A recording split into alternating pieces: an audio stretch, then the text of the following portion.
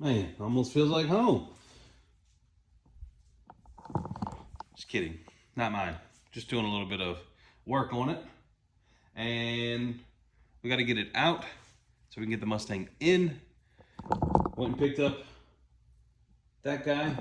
So hopefully it clamps together better than my current exhaust situation. But it's an MBRP. Looks like they cut out the resonator with an X pipe, and it's just factory pipe welded on from there. And then the MBRPs, it was sitting in a pole barn, but the price was right, so we're gonna run it and see how she do. But so we got the exhaust put on. If you saw the last video, again, you know what the heck happened. And we got 2 new inner tie rounds because we got a really bad like creaking coming from the front end under like when you're just sitting there turning. I don't really hear it when I'm rolling, but when you're just sitting turning, you get a lot of noise.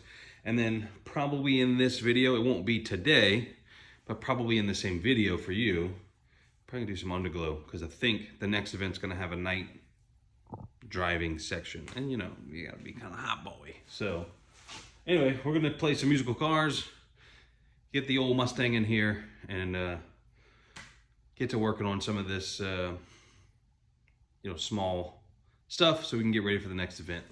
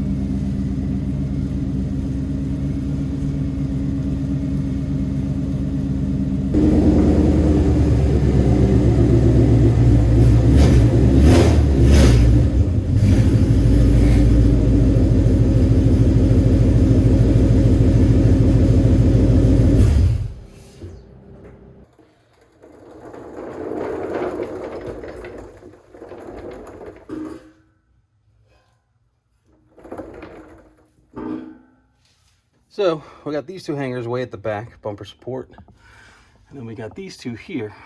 So I'm hoping that having 4 hangers back here will stop this thing from being so much like a pendulum.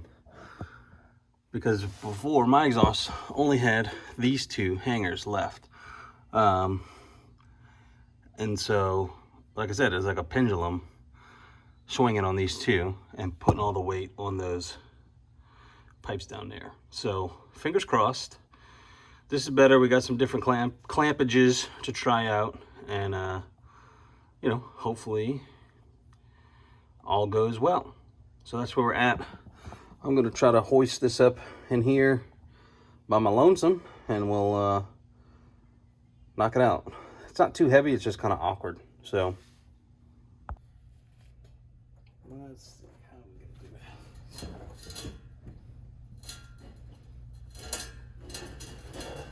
We gotta get this here first.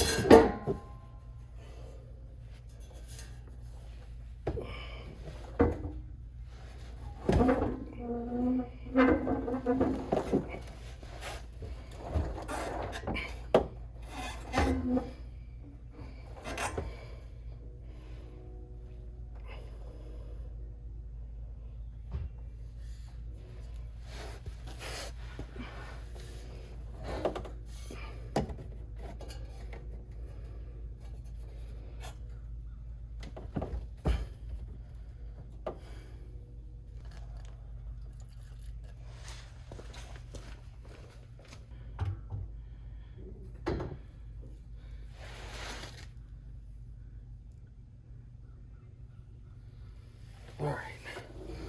So, kind of catch you up here. Kind of what I was thinking was I was going to be able to slide these hangers far enough back, but you can't. So what I have to do is take these bolts out, slide their hangers on, and then re-bolt them up. So let me grab looks like a 13 or 14, and we'll do that.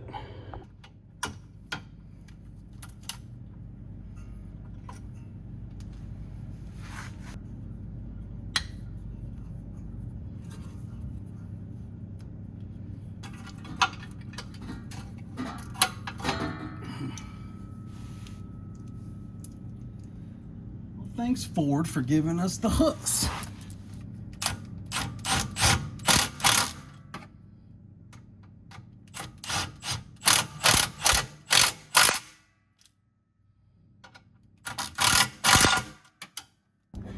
That already seems less saggy. Because like I said, it's hanging on these hangers back here, which, although, you know, they're not, you know, all the way in or anything, but it's definitely making it to where, like I said, it's less like a fucking pendulum. Like, they can slide back and forth, but once we get them lined up and clamped in, it's not sagging nearly as bad as the other one. So, you know, fingers crossed, it works. This style clamp this time is a narrow band clamp instead of the long band clamp we had last time. Turns out those are not for the style of connection we had. Those are for a butt connection where you have two pipes that are the same diameter and they just butt up next to each other. These are the proper style clamps, I do believe, to squish this all closed. So I got them in 2.5 and 2 1/4 because I wasn't 100% on what this new exhaust was going to be. The old one was 2 1/4, but you know, I wanted to be safe than sorry. I didn't want to get to this point and then have to start over or get another clamp. So here we are. Let's get these put on and see what it does. So, problems might be solvable. Remember how the butt clamps I was telling you about? Two pipes that just butt together? Well, that's what this would be if we can't spread this pipe. I'm hoping we can spread this pipe out enough, flare it up, to where we can slip it in. Because right now they're the same diameter. If we can make it, you know, a skosh bigger, we'll be able to get in there and slide it on. Now it is. Alright guys, so we're going to have to weld on these adapters to get this to work. We got giant gaps, so that's going to be fun to deal with. But this is what we could get at fucking O'Reilly's. So, that's what it is. We'll make it look not good, but it'll work. I mean, these gaps are huge, bruh. Huge. I'm just trying to fill them as best I can. It ain't gonna be pretty though, I can tell you that. Alright, we got them on there. Like I said, it ain't pretty, but I just wanted to grind it down. I don't really care what it looks like. I just want to make sure there was no holes, and I don't think there are. So these are gonna go back in just like that, and then we'll see what it does. Alrighty, it is in, clamped up. New clamps. It seems pretty dang solid. We'll see how it holds up. Okay, this is where we're at. Told you we'd be doing some hot boy shenanigans, and we are. This is the underglow that has now become roof lighting. And since they want you to be underglow, look, I got two kits. I'll show you how it's normally laid out. It's all one big spaghetti mess of lights and connecting wire and all that stuff. Well, I wanted just a strand, so I bought two kits, one to go on the roof not knowing that you couldn't just plug them in how you wanted. You had to cut and splice. So we got an ugly splice right here, but you know, it's fine. It's all temporary. It's fine. It's good. We'll be all right. Drew's doing the hard work of doing the underside stuff. He's hooking to the battery. We're gonna wire the roof lights into the taillight circuit, which we'll do that after we get it all mounted. But the plan is to splice into the taillight harness and use that. So the roof lights will come on with the taillights. And that's where we're at. I'm just showing you how I did the connection on this. Just strip the wire back. I'm going to crimp them all. Focus. And then we'll heat shrink each individual connection and then heat shrink the whole spiel with this guy to make it as weatherproof as we can in our world, because I ain't got no weatherproof connectors. So that's where we're at. We're gonna make this, then we're gonna tie into the back. I'll show you more as we go. So got our connection here.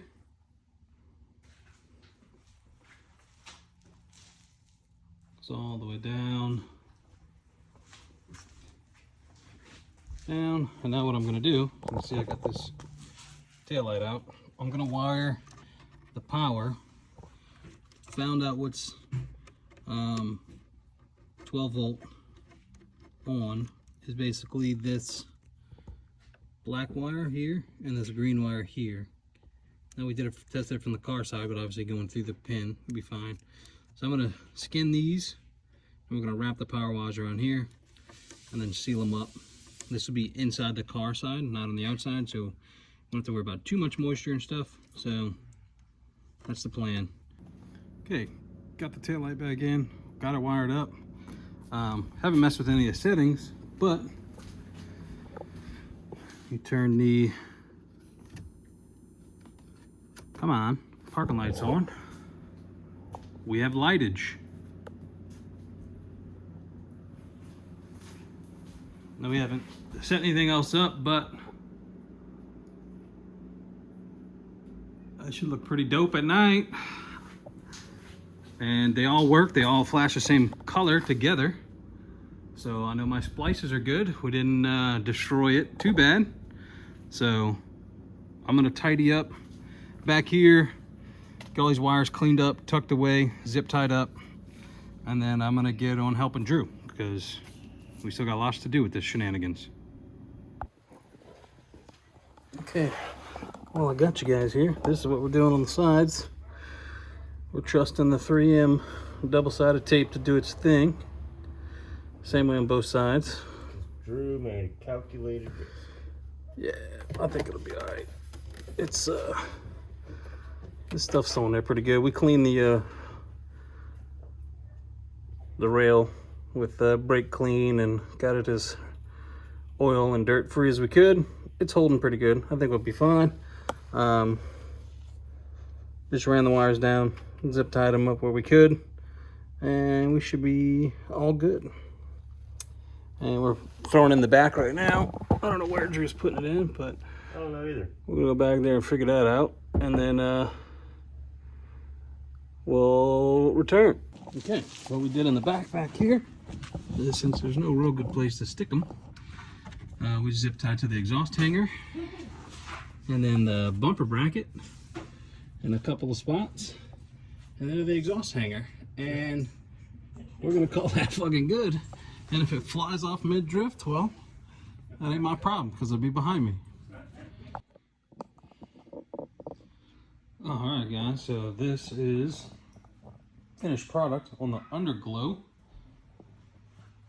Now you can control these a couple different ways through the app, and then through, they have like their own little side remote that just lets you do the very basic stuff. Right now they're on a preset, and I call it dance, but there's a ton of different presets that you can do with this thing. And I put the roof lights on the same mode. I haven't really messed with it. I'm sure I will. I want to hook it up to the battery charger and stuff when I do it though, so I can do this same effect but just with different colors. But overall, you know, other than our goofy connections we had to make, I think it's gonna look dope. Oh, I'll show you this remote real quick.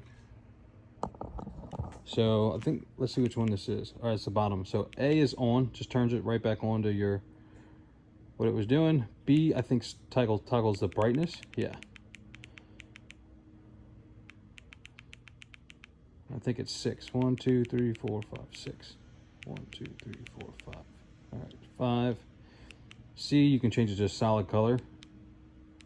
That just changes it to the color. I think B goes back to the whatever mode.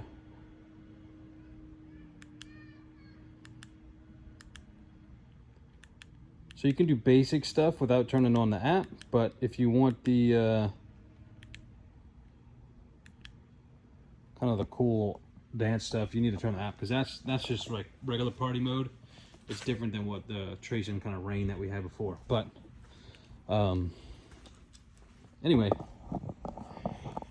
I'll leave a link for these lights in the description in case you guys want to snag yourself a pair. But anyway, thanks for watching. If you liked the video, give it a thumbs up. If you want to see more, consider subscribing, and I'll see you on the next one. Peace.